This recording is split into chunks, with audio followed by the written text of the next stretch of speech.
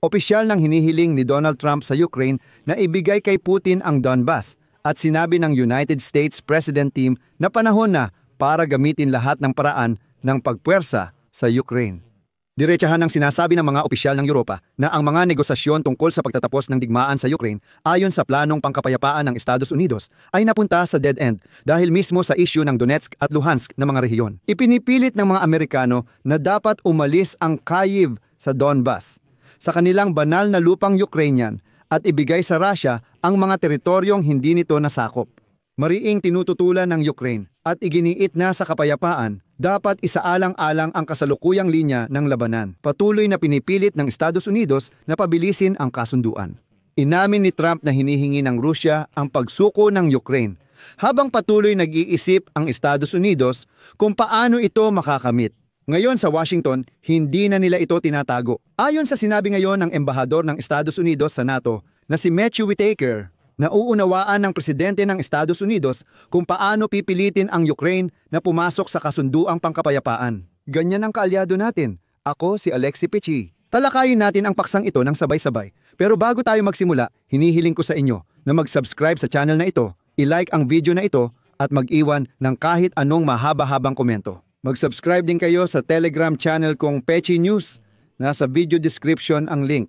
Doon kami naglalathala ng mga balitang agad naming natatanggap. Kung gusto ninyong suportahan ang operasyon ng YouTube channel na ito, maaari ninyong gawin ito sa pamamagitan ng anumang donasyon gamit ang mga link at detalye na nasa description ng video na ito.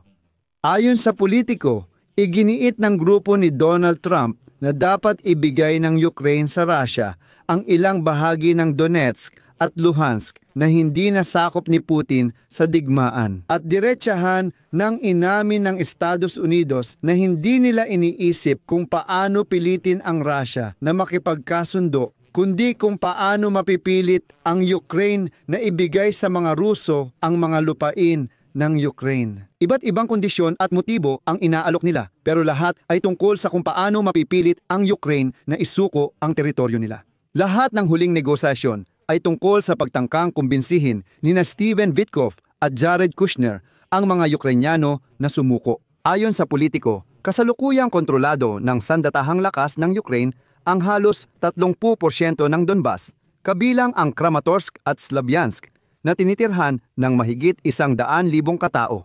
Paulit-ulit na sinabi sa Kyiv na ang mga territorial na konsesyon ay labag sa konstitusyon at na kung makuha ng Russia ang buong rehiyon, gagamitin nila ito bilang base para sa mga bagong pananakop. Kinumpirma ni Pangulong Volodymyr Zelensky ng Ukraine noong Disyembre 8 ang paglahok.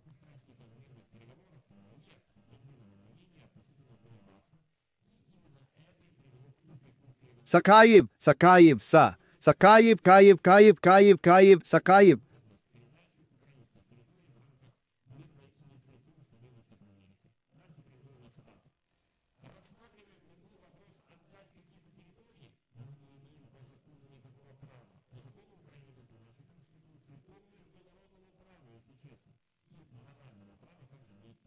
Iginigiit ng Russia na ibigay namin ang mga teritoryo, pero ayaw naming magbigay, kaya lumalaban kami. Ang Estados Unidos ay naghahanap ngayon ng kompromiso, ngunit malinaw na pinaninindigan ng Ukraine ang kanilang posisyon tungkol sa teritorial na integridad. Kasabay nito, ipinaalala ko na noong Agosto sinabi na ni Vladimir Zelensky na aabutin ng halos 4 na taon bago tuluyang masakop ng Russia ang Donbas. At dito, sinabi ng isang opisyal ng Europa, at ito ang kanyang sinabi. Kaya mahalaga kung paano kikilos ang Amerika bilang tagapamagitan. O kung papanig ba sila sa mga Ruso. Naghihintay pa rin ang Ukraine ng linaw sa mga seguridad na garantiya mula sa Estados Unidos. Ayon sa orihinal na plano ni Trump, kikilalaning bahagi ng Russia ang Crimea at Donbas habang paghihiwalayin ang Zaporizhia at Kherson batay sa kasalukuyang linya ng banggaan. Kasabay nito, aalis ang sandatahang lakas ng Ukraine mula sa hindi okupadong bahagi ng Donetsk na idedeklarang neutral na demilitarisadong buffer zone at ilalagay sa ilalim ng kontrol ng Russia. Ito ang pinakakakilakilabot at walang kwentang definisyon na narinig ko. Sa diplomasya, muling iminumungkahi na tawagin ang teritoryong ito bilang neutral na demilitarisadong buffer zone, ngunit nasa ilalim ng kontrol ng Russia. Hindi ko alam kung anong wikang diplomatiko ang ginamit dito. Ibig sabihin, sobrang katawa-tawa nito na kahit sinong estudyante ay maiintindihan na may mali dito. Neutral ba siya o hawak ng Russia? Nagkaroon ng negosasyon sa Geneva sa pagitan ng United States at Ukraine. Tinanggihan ng Kyiv ang teritorial na konsesyon at inayos ang plano para ipakita sa Russia. Hindi ito nagustuhan ni Pangulong Vladimir Putin na humiling din ng internasyonal na pagkilala sa mga nasakop na teritoryo bukod sa paglipat ng Donbas. May malalaking reklamo sa dokumento ayon kay Yuri Ushakov, ang tagapayo ni Putin. Sinabi niyang may mga isyung may kinalaman sa Ukraine na kailangan ng malaking pagbabago mula sa mga Amerikano sa kanilang mga dokumento. Noong Disyembre 4, sinabi ni Putin na kukunin ng Russia ang Donbas kahit ano pa ang mangyari. Nauna niyang hiniling sa Kyiv na i-withdraw ang kanilang mga tropa mula sa rehiyon at binigyang diin na kung hindi ito gagawin. Lalo pang dumarami ang mga hinihingi ni Putin habang tumatagal. Tingnan ninyo, hinihingi na naman ni Putin na kilalanin ng mundo ang mga teritoryong ito bilang bahagi ng Russia.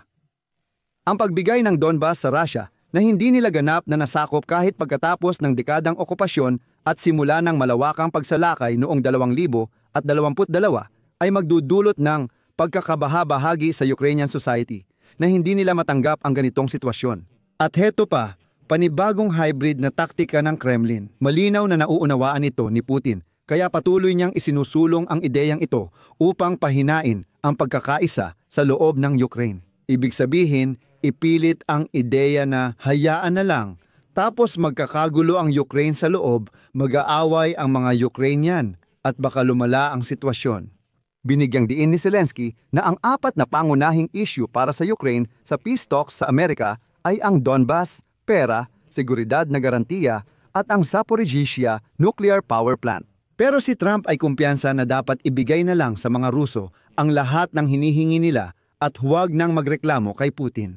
Idagdag ko rin ang sinabi ng embahador ng Amerika sa NATO na si Matthew Whitaker.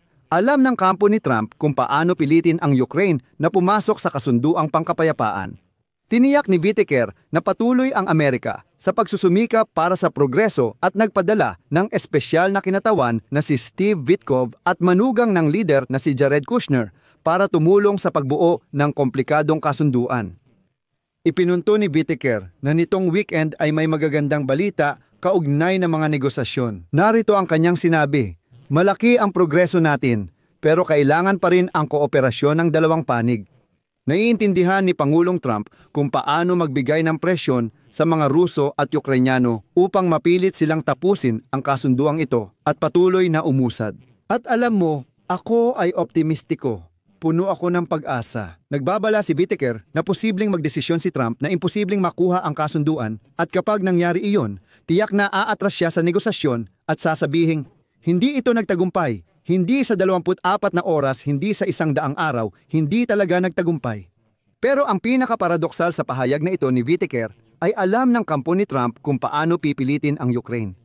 Uulitin ko, biktima ang Ukraine sa digmaan habang ang Russia ay baliw at madugong agresor na umatake sa kapitbahay ng walang dahilan. Mga hindi sibilisadong tao na sumisigaw tungkol sa natsismo at iba pa. Sa Ukraine, sinakop nila ang bansa, binobomba ang mga lungsod at ninanakaw lahat ng makita nila. Talagang nakakatawa na. Tandaan nyo noong 2022 tawa tayo habang sila'y nagnanakaw ng inidoro at microwave, mga hindi sibilisadong sumakop sa bansa. At ngayon, inilalagay tayo sa parehong antas ng mga Russian na iyon. May mga paraan daw si Trump para mapilitang magkasundo ang biktima at agresor sa digmaang ito at magkaroon ng mapayapang kasunduan.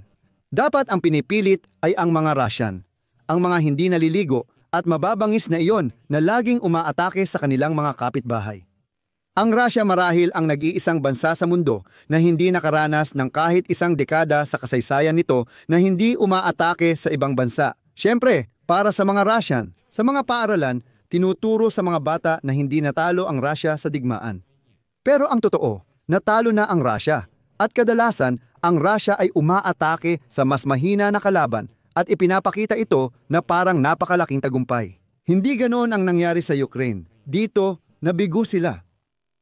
Dito ako maglalagay ng ellipsis. Isulat ninyo ang inyong opinyon at mga konklusyon sa mga komento sa ilalim ng episode na ito. Mag-subscribe kayo sa channel at huwag kalimutang mag-like. Paalala, kung nais ninyong suportahan ang YouTube channel na ito, maaari kayong mag-donate gamit ang mga link at detalye sa video description. Magpapasalamat ako sa kahit anong suporta ninyo. Hanggang dito na lang, ingatan ninyo ang inyong sarili. Paalam sa lahat. Ang mga subtitle ay inayos ni Simon.